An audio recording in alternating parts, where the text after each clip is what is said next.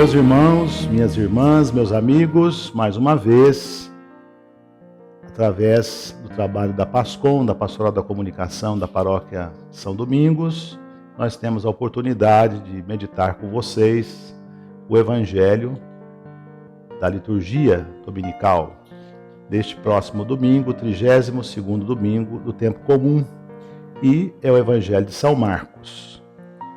Naquele tempo, Jesus dizia no seu ensinamento a uma grande multidão: tomai cuidado com os doutores da lei. Eles gostam de andar com roupas vistosas, de ser cumprimentados nas praças públicas, gostam das primeiras cadeiras nas sinagogas e dos melhores lugares nos banquetes. Eles devoram as casas das viúvas, fingindo fazer longas orações. Por isso, eles, os escribas, receberão a pior condenação. Jesus estava sentado no templo, diante do cofre das esmolas, e observava como a multidão depositava suas moedas no cofre. Muitos ricos depositavam grandes quantias. Então chegou uma pobre viúva, que deu 2 pequenas moedas, que não valiam quase nada. Jesus chamou os discípulos e disse: em verdade vos digo, esta pobre viúva deu mais do que todos os outros que ofereceram esmolas. Todos deram do que tinham de sobra, enquanto ela, a viúva, na sua pobreza, ofereceu tudo aquilo que possuía para viver. Palavra da salvação. Glória a vós, Senhor. A cena que o Evangelho de Marcos nos oferece, a atitude do escriba e a atitude da viúva. Ambos, como todos nós, desejosos de prestar um culto que seja agradável a Deus.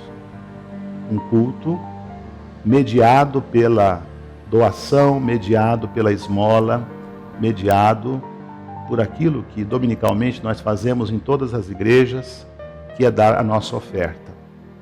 Mas chama a atenção a atitude tanto dos escribas e a atitude daquela viúva. A primeira coisa que é importante para a nossa compreensão é entender quem são os escribas e quem eram as viúvas, qual a situação real da mulher viúva na época de Jesus e qual o peso que tinha um escriba na época de Jesus. Os escribas eram os doutores da lei, os catedráticos, eram chamados de mestres, de doutores. Eles eram pessoas que possuíam um conhecimento aprofundado e específico sobre a lei sagrada, ou, se quisermos, sobre a Sagrada Escritura que existia naquele momento. E por isso mesmo, eles se colocavam acima dos outros, porque eram aqueles que tinham a chave, que tinham condições de entender o que seria a vontade de Deus. E eles se comportavam de uma forma acima dos outros, utilizando distinções, conforme nos diz o texto, roupas longas, enfeites, para dizer que eles de fato eram distintos daqueles comuns que também iam lá no templo prestar o seu culto, fazer a sua doação. Resumindo então, os escribas, eles constituíam um grupo de especialistas e por isso mesmo eram reverenciados pelas pessoas, porque de certa forma eles ensinavam, eles qualificavam aquilo que era o verdadeiro aprendizado, o verdadeiro ensino sobre a Escritura.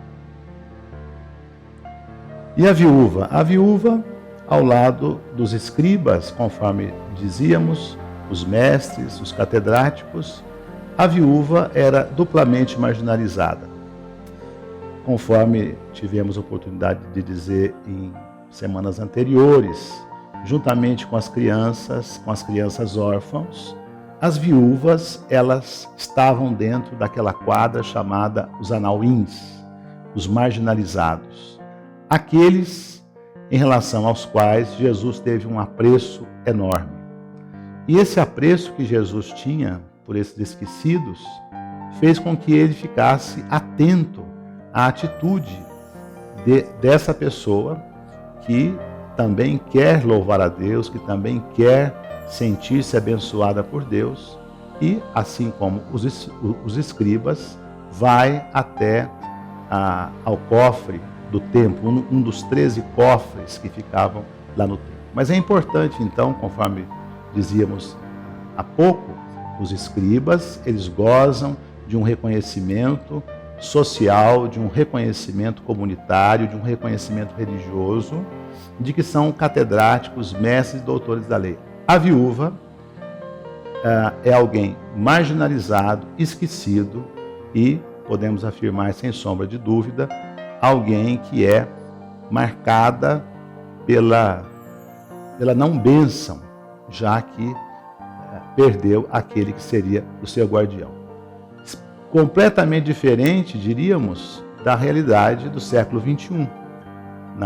Nós conhecemos as viúvas das nossas comunidades. Primeiro que elas são amparadas pela lei, elas podem reconstruir as suas vidas, elas têm futuro e têm esperança. É exatamente isso que Jesus deseja que esses que são esquecidos recuperem a crença no futuro e numa esperança. Mas qual foi a atitude desta viúva? Qual foi a atitude desta viúva? Conforme diz o texto, ela colocou 2 moedinhas. Uma coisa irrisória. Mas essas 2 moedinhas era exatamente tudo o que ela tinha. Ela não tinha mais nada. Então, o que essas 2 cenas nos ajudam a refletir? Primeira coisa, a confiança. Quando nós confiamos em Deus, nós colocamos toda a nossa vida em suas mãos. O que não significa que eu esteja propondo que você pegue todo o seu salário, todo o seu dinheiro, todos os seus bens e coloque no cofre de uma igreja. Aliás, se eu insinuasse isso, eu estaria cometendo um grande pecado. Ou, melhor ainda, estaria desrespeitando a sua inteligência. E, infelizmente, alguns vão nessa linha. Mas a reflexão que nós fazemos de confiar em Deus, a exemplo desta viúva, é não apenas dar coisas, mas naquelas 2 moedinhas, mais que 2 moedinhas, ali estava a sua vida, a sua sobrevivência. E é exatamente disso que nós precisamos hoje em nossas comunidades. Nossas comunidades vivem, sim, de doações, de esmolas, de recursos que são sempre muito bem-vindos. Mas de que valeria esses recursos, essas propriedades que eventualmente as igrejas recebem, se nós não tivéssemos aquilo que é o mais precioso, a ação voluntária e convicta de homens e mulheres que, amando a Deus mais que a si, se prestam com seus talentos, com a sua própria vida, nesse grande serviço do reino. O gesto da viúva nos faz pensar nisso. Não basta apenas dar o dinheiro, não basta apenas dizer, não, eu paguei o meu dízimo, ou pensando em termos para além da comunidade, eu paguei os meus impostos, e esse pobre que vem ao meu encontro, ele tem que ser atendido pelo Estado. Infelizmente, irmãos e irmãs, amigos, nós podemos cair nessa tentação de racionalizarmos de tal maneira a compaixão que, diante do pobre, diante daquele que vem ao nosso encalço, nós podemos, no lugar de sentir compaixão, podemos sentir até mesmo ódio, desprezo por essas pessoas que estão fora, que não poderiam estar aí. Elas atrapalham o nosso cotidiano. A atitude da viúva é um questionamento sobre isso.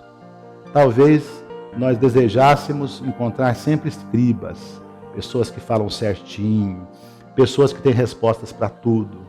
mas quase sempre nós nos encontramos com esses anauins, a viúva, que deu 2 moedinhas, mas conforme disse Jesus, ela deu mais que todos, porque ela deu não aquilo que estava sobrando.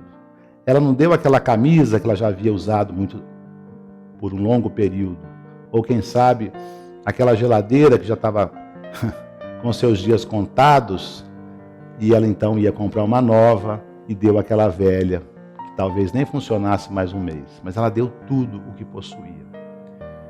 Eu penso que a nossa fé precisa ser iluminada por essas 2 atitudes. Buscar um conhecimento, buscar a reflexão é um dever nosso. Aliás, multiplicam-se os cursos de Bíblia, multiplicam-se os cursos de liturgia, multiplicam-se os cursos de teologia.